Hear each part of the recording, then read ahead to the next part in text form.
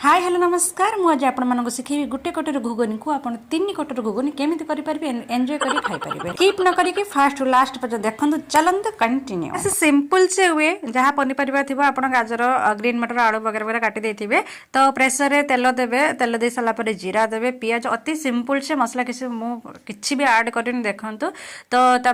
देखूँ एवं आमर पड़गला कंचा लंका पियाज पियाज टिके जस्ट फ्राए कर सारापर मुझे डायरेक्ट कौन कल ना पनीपरिया और टमाटो डायरेक्ट पकईदे आप एमती करूँ जी ऑफिस जाऊँ कि कौटी जल्दी जल्दी जाऊँ कि जल्दी जल्दी घर को आसी ना एमती रोषे करके भी आप खाईपारे तो आराम से डायरेक्ट सीट लगे खाईपारे बहुत यम्मी लगे मत निहत कमेंट करेंगे देखो पनीपरिया पकई सारापर मु हल्दी लुण लंका गुंड धनिया पाउडर कस्तूरी मेथी सब पकईदेली जस्ट देखो एमती पकईदेली पकई सारापर आम जो बड़ी जो पूर्व रही जो आम घुगुन गोटे कटोरी पकईदेली